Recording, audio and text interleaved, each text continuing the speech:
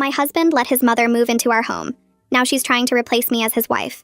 I have been married to my husband for 11 years. We met in college and built our life together from nothing. I worked double shifts as a waitress while he finished law school, and when he finally passed the bar, I cried because we could finally breathe. We bought our house 4 years ago using my inheritance from my late father as the down payment. That money was everything my dad left me, and I put every cent into our home because I trusted my husband completely. 8 months ago, my mother-in-law called my husband crying, saying she could no longer afford rent. Without asking me, my husband told her she could move in with us. I found out when she showed up at our door with 6 suitcases. She never liked me. From the day I started dating her son, she made comments about how I wasn't good enough, how he could do better. I always kept the peace for my husband's sake. When she moved in, I told myself it would be temporary. I was wrong. The first week, she rearranged my entire kitchen. She threw out my spices because they were too ethnic, and replaced them with her own. When I told her I didn't appreciate that, she said she was just trying to help since I clearly didn't know how to keep a proper home. My husband told me to let it go. The second week, she started cooking all of my husband's meals. She would make dinner before I got home and set the table for 2. When I walked in, she would say, "Oh, I didn't realize you'd be eating here. I only made enough for me and my son." My husband told me to let it go. The third week, she started doing his laundry separately from mine. She would fold his clothes and put them away, but leave mine wet in the washing machine until they smelled. When I confronted her, she said she only had energy to take care of her son. My husband told me to let it go. By the second month, she had taken over. She was answering our door, answering our phone, and telling visitors she was the woman of the house. She referred to me as the girl who also lives here to neighbors. She complained about everything I did. If I vacuumed before noon, I was disrupting her sleep. If I watched TV past 9, I was being disrespectful. If I made plans with my husband, she would suddenly feel sick and need him to stay home. I tried talking to my husband dozens of times. Every conversation ended the same way. He would sigh and tell me his mother is old, his mother is lonely, his mother just needs him right now. He asked why I couldn't just be patient. He asked why I always had to start problems. Last month, I came home early because I had a migraine. I opened my bedroom door and my mother-in-law was lying in my bed, on my side, watching my TV. I asked her what she was doing in my room. She said, "My bedroom doesn't get good light. I'll be using this room during the day now. You're never home anyway." I went straight to my husband and told him. I expected him to finally take my side. He shrugged and said, "She's not hurting anything. Why do you always make everything into a fight?" Something cracked inside me. I asked him whose house this was. He said it was our house. I asked whose money paid for it. He went quiet. I asked whose name was on the deed. His face changed. I told him I wanted his mother out by the end of the month. He said I was being heartless, that I was forcing him to choose between his wife and his mother. I told him this was my house that my father's money paid for. He got angry and said if his mother goes, he goes. I looked at him for a long time. 11 years I gave this man. I walked to the bedroom where his mother was still lying in my bed. I told her she had 30 days to leave. She laughed and yelled for my husband. "Your wife has lost her mind." He came running and stood next to his mother. The two of them, side by side, staring at me like I was the problem. I told them both 30 days. My husband grabbed my arm and said if I do this, our marriage is over. I told him our marriage was already over the moment he let another woman replace me. His mother's smirk vanished. I walked to my closet and started pulling out suitcases. My husband followed, asking what I was doing. I told him I wasn't staying where I'm treated like a stranger. He started panicking, telling me to calm down, that we could talk. His mother appeared in the doorway and said, "Let her go. She was never right for you anyway." I stopped packing. I turned around slowly and looked at my husband, waiting to see what he would do. What he said next made me realize I never knew him at all. He didn't say anything. He just stood there looking at me with his mouth open while his mother waited for him to defend her. The silence stretched out so long I could hear the clock ticking in the hallway. His mother's face started turning red and she grabbed his arm. He still didn't speak. I went back to pulling clothes out of my closet and throwing them into the suitcase on the bed. My hands were shaking, but I kept moving because if I stopped, I might fall apart completely. His mother made a disgusted sound and told him he better say something before I actually left. He finally moved and put his hand on my arm to stop me from packing. I jerked away from him and told him I meant what I said about not touching me. He stepped back and his face looked scared for the first time since this whole thing started. His mother was still standing in the doorway watching us like this was some kind of show she was enjoying. I walked right past both of them without looking at either one and went into the guest room at the end of the hall. I shut the door and locked it and stood there for a second, just breathing. Then I pulled out my phone and started scrolling through my contacts. The real estate lawyer I used to wait on at the restaurant popped up and I hit call before I could talk myself out of it. She answered on the third ring and I could hear kids yelling in the background. I told her who I was and asked if she remembered me. She said of course she did and asked what was going on. I explained the whole situation as fast as I could and my voice kept breaking, but I got through it. She went quiet for a minute and then told me to hold on while she went somewhere quieter. When she came back, she said she remembered how I always gave her free refills and extra fries when her cases were going badly. I almost started crying right there. She asked if my name was on the deed and I said yes, along with my husband's. She asked who paid the down payment and I told her it was my inheritance from my dad. She made a thoughtful sound and said that gave me a lot of power in this situation. My inheritance money meant I had a bigger stake in the house than my husband did, even though both our names were on the deed. She said I absolutely had the legal right to decide who lived in my home.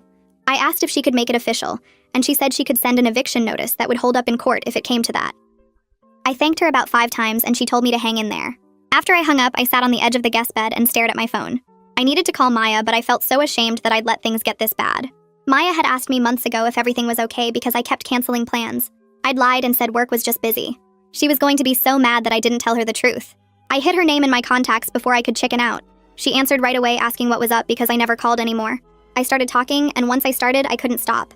Everything came pouring out about the kitchen and the meals and the laundry and my mother-in-law lying in my bed. Maya kept saying, "Oh my God, and are you serious? And I'm going to kill him."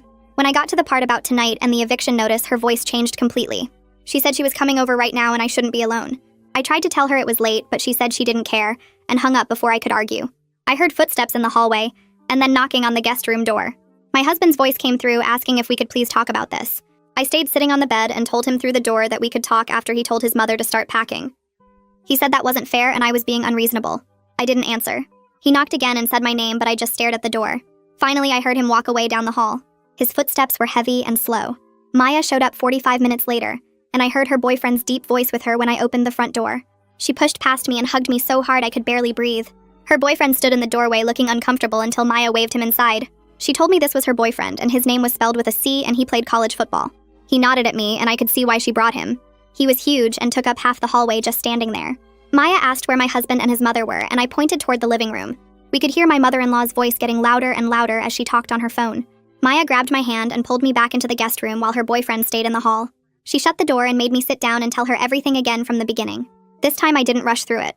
I told her about every single thing that had happened over the past 8 months. Her face kept getting more and more angry, and by the end she was pacing back and forth. She said I should have called her the first week when my mother-in-law threw out my spices. I told her I kept thinking it would get better. She stopped pacing and looked at me and said some things don't get better on their own. We could hear my mother-in-law in the living room talking even louder now. Her voice carried through the whole house as she told whoever was on the phone that I was being completely unreasonable and trying to throw an old woman out on the street. Maya rolled her eyes so hard I thought they might get stuck. She said under her breath that the woman had some nerve talking like that. I felt exhausted suddenly and lay back on the guest bed. Maya sat down next to me and said I could crash at her place if I wanted to get out of here tonight. I shook my head and told her this was my house and I wasn't leaving it. She smiled and said that was more like it. She told her boyfriend through the door that we were staying here tonight and asked if he could run home and grab her an overnight bag. I heard him say sure, and then the front door opened and closed. Maya kicked off her shoes and lay down on the floor next to the bed. She said she was staying right here with me and my husband could deal with it. I thanked her and she told me to shut up because that's what friends do. We lay there in the dark and I could hear my mother-in-law still talking in the living room. Her voice finally stopped around midnight.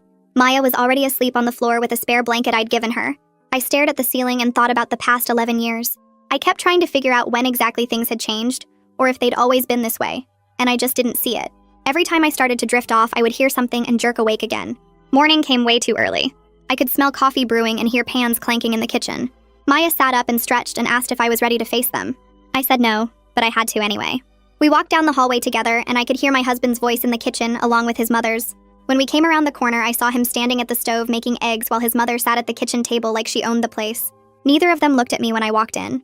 His mother had the newspaper spread out in front of her and was reading it like this was just another normal morning. My husband kept his back to me and focused on the eggs. Maya walked right past both of them and started making coffee for us without asking permission. I walked over to the coffee maker and poured myself a cup while my husband kept his back turned at the stove. The hot liquid burned my throat a little when I took the first sip, but I welcomed the feeling because it gave me something to focus on, besides the 2 people in my kitchen who were pretending I didn't exist. I set my mug down on the counter with a soft click and looked directly at my husband's back. The eviction notice will arrive today. His shoulders went stiff and the spatula in his hand stopped moving. Your mother needs to start looking for a new place. The pan hit the stove so hard I thought it might crack and he spun around with his face already red. Are you really going to destroy our family over this? His voice came out louder than I think he meant it to, and his mother's head snapped up from her newspaper. She looked between us like she was watching a tennis match, and I could see the wheels turning in her head as she figured out how to use this moment. The tears started before she even opened her mouth, and I knew what was coming before she said a word. How could you do this to me? Her voice shook and climbed higher with each word. I have nowhere to go. I'm an old woman and my own son is going to throw me out on the streets. She pressed her hands to her face and her shoulders shook with sobs that sounded practiced and fake to my ears.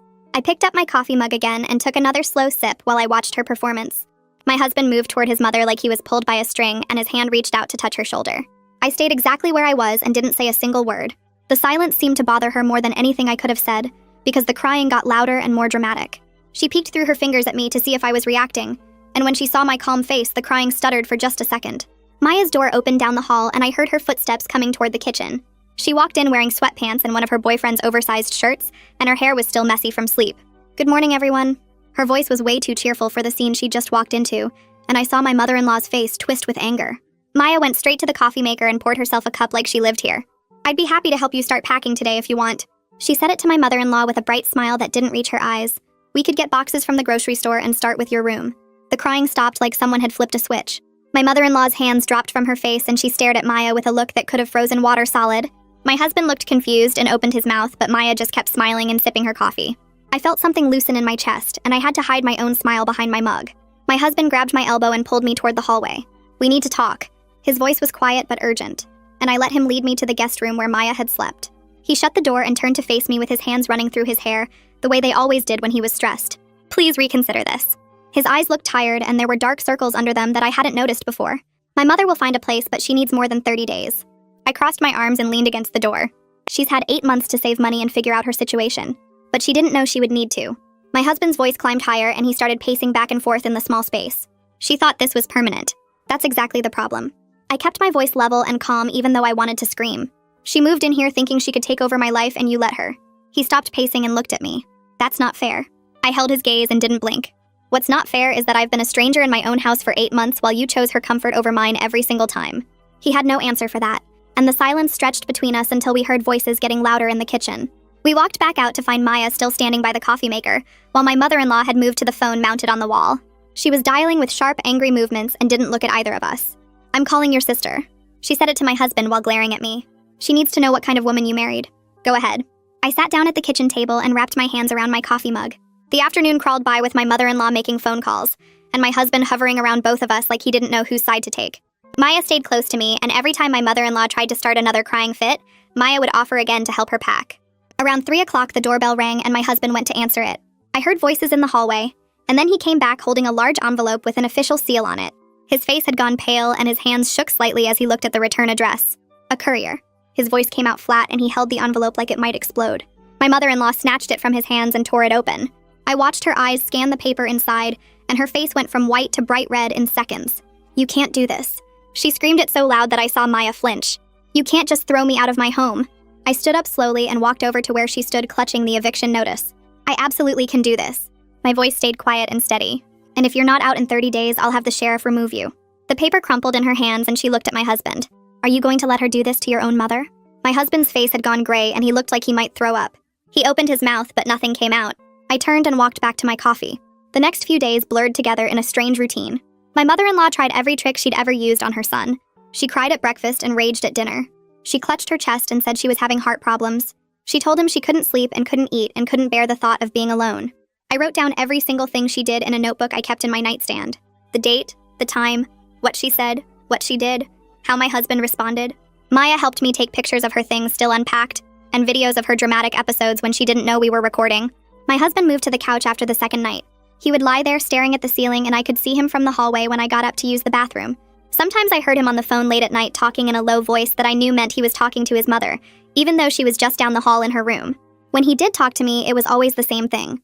"Can't you give her more time? Don't you remember when we said for better or worse?" What happened to the woman I married who was kind and patient? I stopped responding after the 3rd day because there was nothing left to say. That woman died. I said it one morning when he cornered me by the coffee maker. "She died a little bit every day for 8 months while you chose your mother over her." His mouth opened and closed, but no sound came out. He looked at me like I was a stranger, and maybe I was. Maybe we both were. The neighbors started knocking on the door by the end of the week. I opened the door and stepped back to let them in. The first neighbor was Mrs. Chen from 3 houses down who always waved when I got my mail. The second was Mr. Rodriguez, who lived directly across the street. Both of them looked uncomfortable standing in my entryway while my mother-in-law watched from the living room with her arms crossed. I pulled out my phone and started showing them the photos Maya had helped me take over the past few days. "Here's my kitchen before she moved in." I swiped to the next photo. "Here's what it looks like now." Mrs. Chen's eyes got wide when she saw the difference. I showed them pictures of my bedroom with my mother-in-law's things spread across my dresser and nightstand. I explained how she started using my room during the day without asking. Mr. Rodriguez shifted his weight and looked at the floor. I told them about coming home to find dinner set for 2 people and being told there wasn't enough food for me. I described how my clothes got left in the washing machine until they smelled bad while she only washed my husband's stuff. Both neighbors glanced toward the living room where my mother-in-law sat perfectly still on the couch. Mrs. Chen touched my arm and said she was sorry for believing what she'd been told. Mr. Rodriguez said he should have come to talk to me first before making any judgments. They both left quickly, and I could see them talking to each other on the sidewalk as they walked away.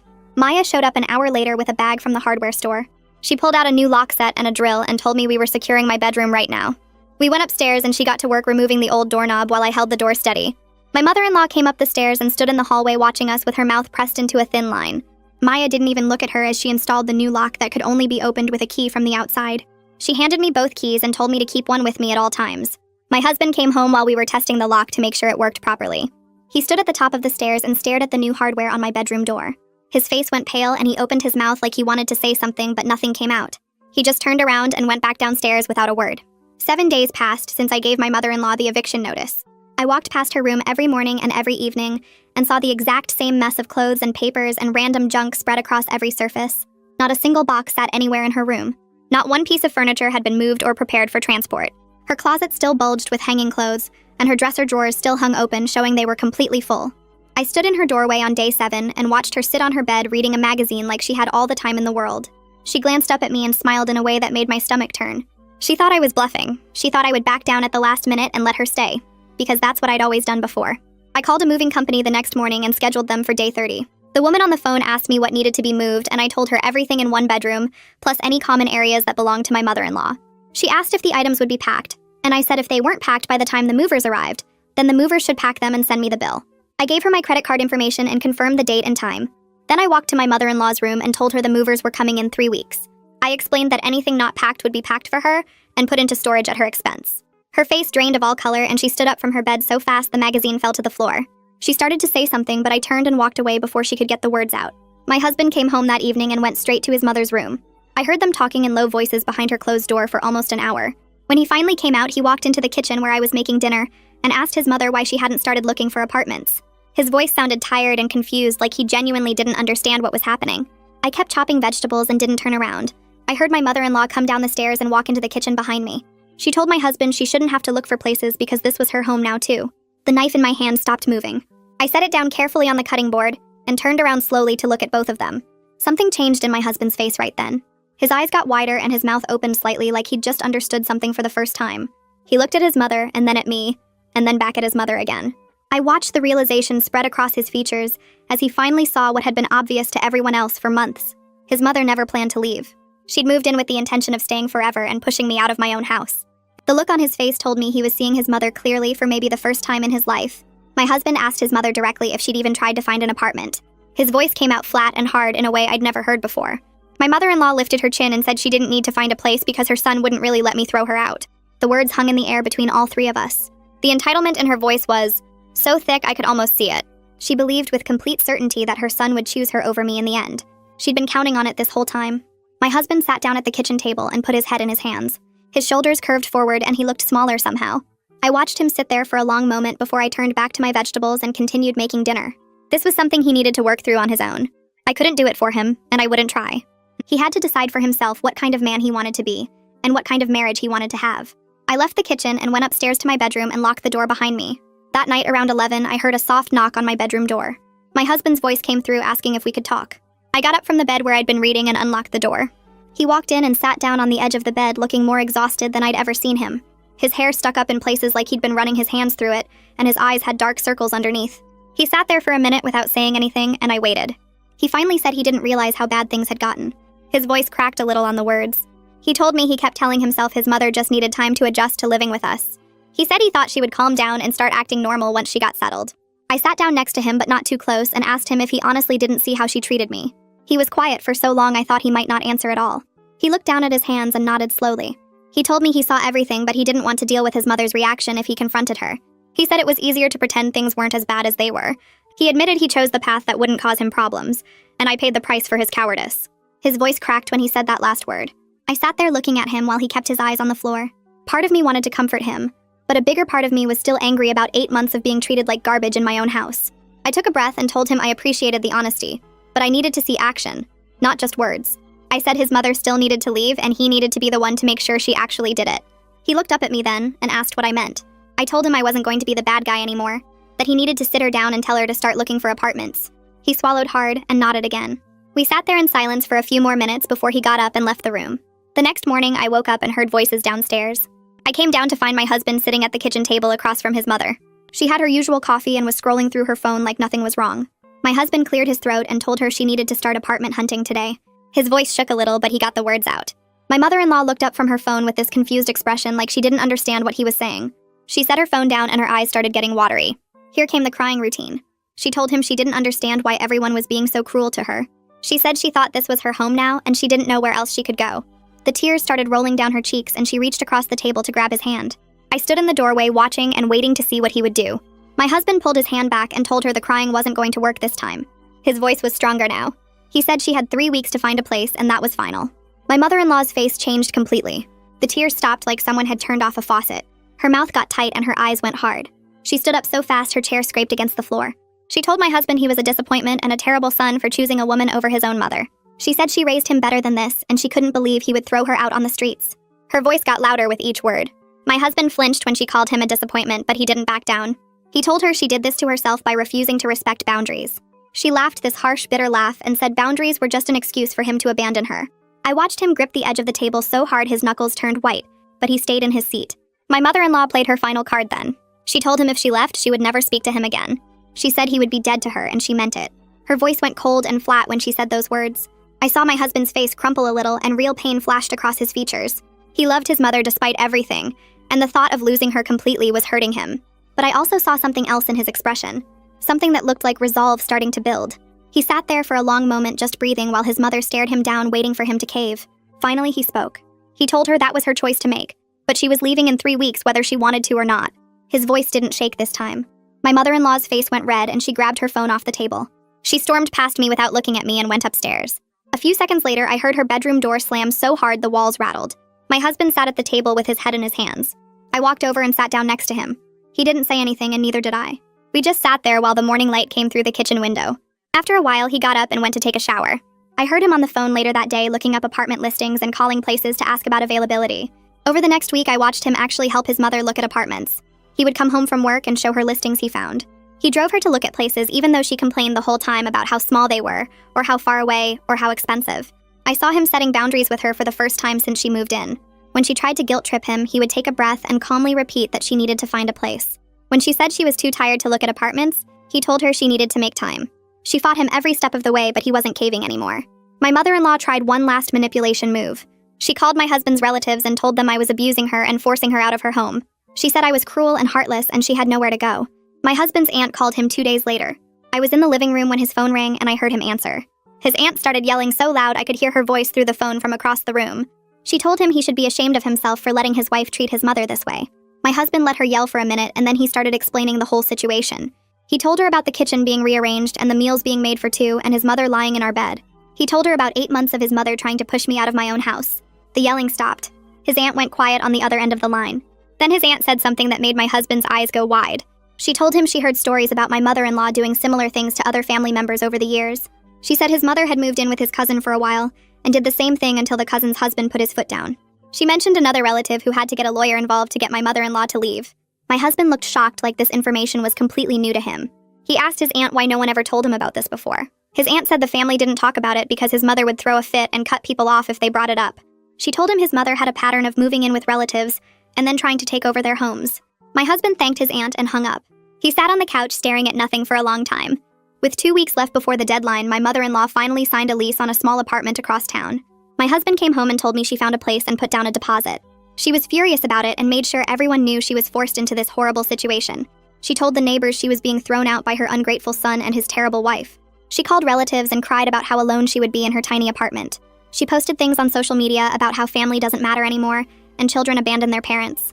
But the lease was signed and the move-in date was set. My husband looked exhausted but also relieved. He told me he never realized how much his mother manipulated him until he started pushing back. I told him I was glad he finally saw it. The week before moving day, I barely slept. My husband kept checking his phone every few minutes and I knew his mother was texting him nonstop trying to change his mind. He would read the messages and then put the phone face down without responding. I saw the stress on his face, but he didn't cave. One night he turned to me and said we needed to talk about getting help for our marriage. He said his mother leaving wasn't going to fix everything that broke between us over the past 8 months. I agreed because I knew he was right. We found a counselor who specialized in family issues and booked our first session for the week after his mother moved out. The counselor's office was in a small building downtown with comfortable chairs and soft lighting that was supposed to make people feel calm. My husband sat on one side of the couch and I sat on the other with space between us. The counselor asked us to explain why we were there, and my husband started talking first. He told her about his mother moving in and how he didn't ask me first. He told her about all the ways his mother took over our house and how he kept telling me to let it go. The counselor listened without interrupting, and then she asked him why he thought it was okay to prioritize his mother over his wife. My husband went quiet for a long time. He said he grew up believing that taking care of his mother was his most important job as a son. His father left when he was young and his mother raised him alone, and she always told him he was the man of the house now. She made him feel responsible for her happiness and her well-being, and he carried that into adulthood without questioning it. The counselor asked him if he realized that his wife should be his priority now that he was married. He nodded and said he was starting to understand that, but it felt wrong to put his mother second. The counselor explained that healthy boundaries with parents are necessary for a marriage to work. She said his mother was an adult who should be taking care of herself, and he wasn't responsible for managing her emotions or her life. My husband looked like someone had just explained something obvious that he somehow never saw before. In our second session, the counselor asked me what I needed from my husband moving forward. I told her I needed to see consistent change over time, and not just temporary improvement until the crisis passed. I said I needed him to prove he could set boundaries with his mother and keep them even when she cried or guilt-tripped him. I needed him to choose our marriage over his mother's feelings.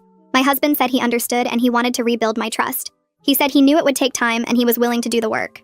The counselor gave us homework about communication and setting expectations, and we left feeling like maybe we had a chance. Moving day arrived on a Saturday morning in early fall. The movers showed up at 8 in the morning with their truck, and my mother-in-law answered the door in her bathrobe like she was greeting unwanted guests. She told them there must be some mistake because she wasn't going anywhere. The head mover looked confused and pulled out his paperwork showing our address and her name. My husband came downstairs and told the movers to start with the guest room where his mother had been staying. She stood in the hallway watching them carry boxes and furniture out of the house, and her face showed complete disbelief like she really thought this day would never come. She kept looking at my husband waiting for him to stop it, but he just directed the movers and avoided her eyes. When they started loading her bed frame onto the truck, she finally seemed to realize this was actually happening. She followed my husband outside to the driveway and I watched from the living room window. She grabbed his arm and started crying and telling him she would be all alone in that tiny apartment. She said she was his mother, and she raised him and sacrificed everything for him, and this is how he repaid her. My husband pulled his arm away gently and hugged her, but when she stopped crying and looked up at him, hopefully he told her firmly that she did this to herself by refusing to respect boundaries. He said she had 8 months to treat me with basic decency, and she chose not to. He said she could have stayed if she had just been kind to his wife, but instead she tried to push me out of my own home. His mother's face changed from sad to angry in seconds. She stepped back from him and said he was weak and controlled by me. She said I had stolen her son from her and turned him against his own mother. My husband started to respond, but I opened the front door and walked outside. I stood next to my husband and looked at my mother-in-law directly.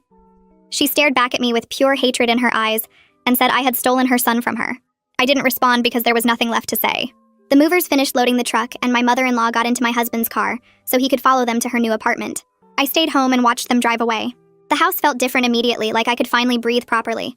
I walked through each room and noticed how empty they felt without her presence filling every corner. That night after my husband came back from helping his mother unpack, we sat in our living room for the first time in 8 months without her there. The tension in the air slowly started to drain away, and I felt my shoulders relax. We didn't talk much, but we didn't need to. We spent the weekend reclaiming our space together. I put my kitchen back the way I liked it with my spices in the cabinet where they belonged. We moved furniture back to where it was before his mother rearranged everything. We hung up photos she had taken down and put away decorations she had replaced with her own. It felt like breathing after being underwater for too long. Sunday night, my husband sat me down and apologized more deeply than he had before. He listed specific ways he failed me and acknowledged each time he chose his mother's comfort over my well-being. He promised to do better and said he would prove it through his actions, not just his words. I told him I wanted to believe him, but I needed to see sustained change. We started therapy every week and slowly worked on rebuilding our relationship. My husband learned to set boundaries with his mother when she called crying or showed up unannounced. She learned she couldn't manipulate him anymore by threatening to cut him off or making him feel guilty. My mother-in-law called my husband's phone every single day during the first 2 weeks after she moved out. I could hear it ringing at all hours and watched him decline most of the calls. When he did answer, the conversations were short and he kept his voice low. She would cry and beg him to come visit her or complain about her apartment or ask when she could come back home. My husband told her firmly that she could call once a week on Sundays, and he wouldn't discuss me or our marriage with her anymore. She screamed at him through the phone loud enough that I could hear her from across the room calling him ungrateful and saying I had poisoned his mind against her. He held the phone away from his ear until she finished yelling and then repeated his boundary about once a week before hanging up. The next Sunday when she called, she tried a different approach and acted sweet and concerned about how he was doing. She asked if he was eating properly and sleeping well and taking care of himself without her there to look after him. My husband answered her questions briefly, and when she started asking about me, he cut her off and reminded her that topic was off limits. She got angry again and said she had a right to know what was happening in her son's life. He told her she gave up that right when she refused to respect his wife and his marriage. The phone calls continued every Sunday, but my husband stuck to his boundaries even when she cried or raged or tried to guilt him. I watched him handle each call with growing firmness and felt something shift inside me. 3 months passed and the house felt completely different. I could walk into any room without finding my mother-in-law sitting there or hearing her voice criticizing something I had done. The kitchen was arranged exactly how I wanted it with my spices back in their proper places. My bedroom was mine again, and I could leave my things wherever I wanted without someone moving them or complaining.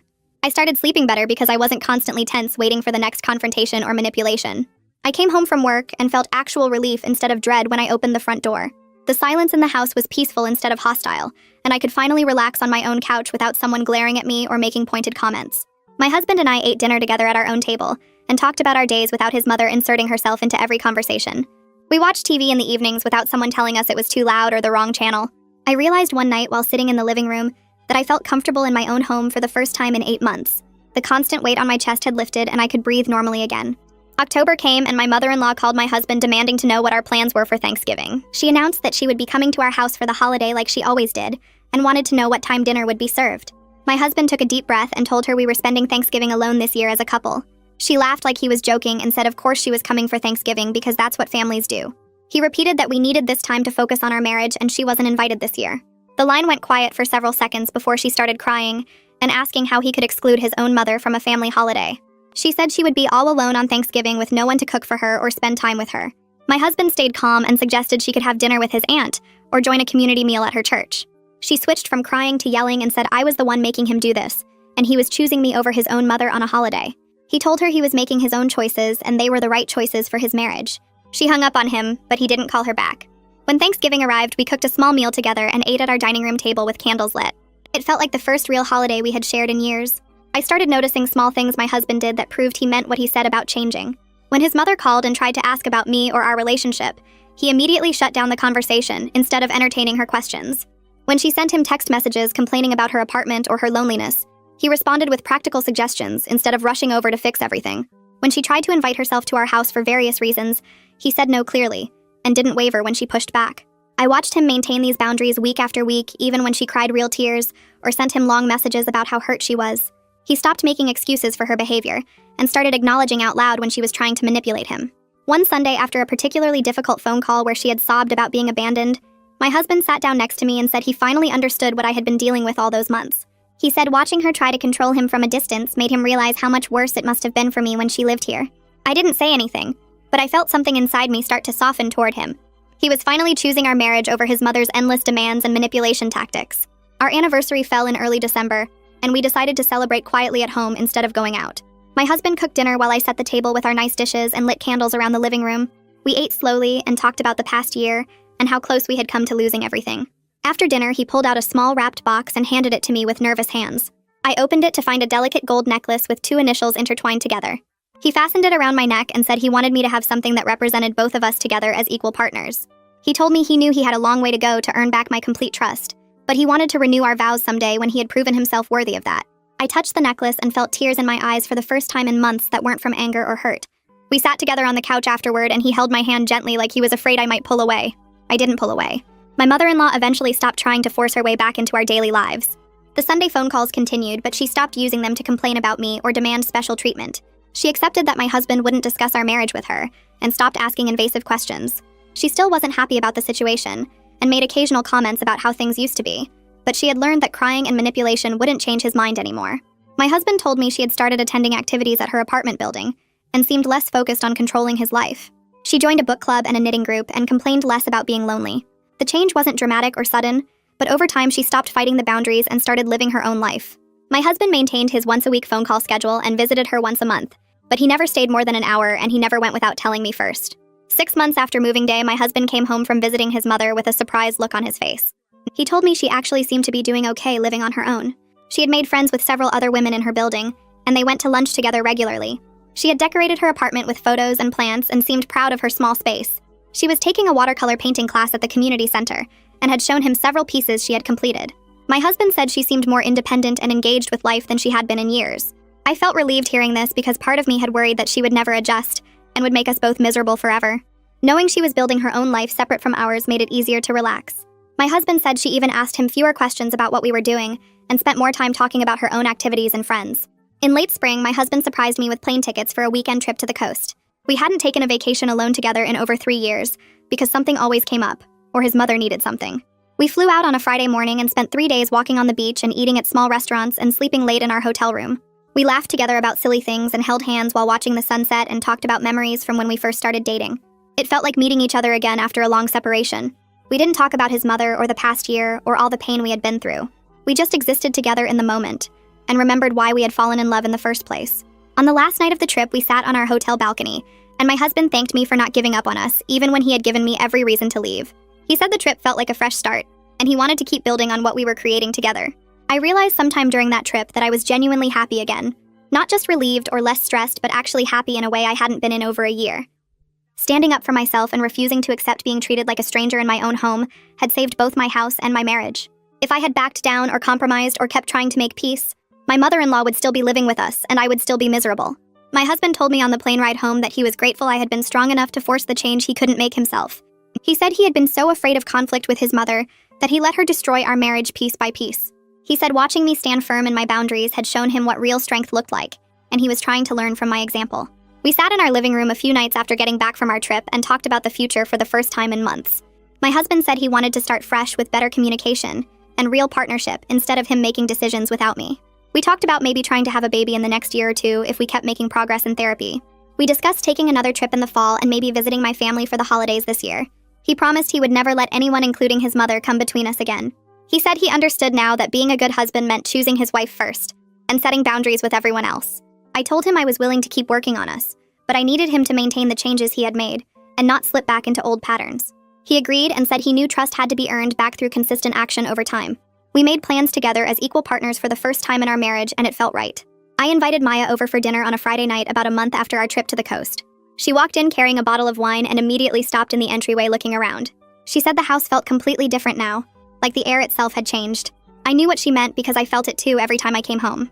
The tension that used to hang over every room was gone, and the space felt light and peaceful in a way it hadn't since before my mother-in-law moved in. Maya hugged me tight in the kitchen and told me she was proud of me for standing my ground when it mattered most. She said a lot of people would have backed down or tried to keep the peace, but I had been willing to lose everything to save what was important. My husband came in from the living room where he had been setting the table, and Maya turned to look at him. He stood there for a second, looking uncomfortable, and then he walked over and thanked her for being there for me when things were at their worst. He said he knew he had let the situation get out of control, and he was sorry for putting me through all of that. Maya studied his face for a long moment before nodding slowly. She told him she accepted his apology, but he better never let anything like that happen again, because I deserved better than what I had been living with. He agreed and said he understood that now in a way he hadn't before. We sat down to eat, and the conversation flowed easily between the three of us. Maya told funny stories about her new job, and my husband talked about a case he was working on, and I felt myself relaxing into the evening. After Maya left, I stood in the kitchen washing dishes and looked around at the space that was truly mine again. My husband came up behind me and put his arms around my waist, and I leaned back against him. The journey to get here had been painful, and there were moments when I thought our marriage wouldn't survive, but we had come through it stronger than before. We were making plans together now as real partners instead of him making decisions without me. We talked about maybe trying for a baby next year if we kept making progress in therapy. We discussed taking a longer vacation in the fall and spending the holidays with my family this time. For the first time in almost a year, I felt genuinely excited about our future, instead of just surviving each day. Looking back, I realized that being willing to walk away had been the only thing that could have saved us. If I had kept compromising and accepting less than I deserved, we would have stayed stuck in that terrible pattern forever. Sometimes you have to be ready to lose everything to save what really matters.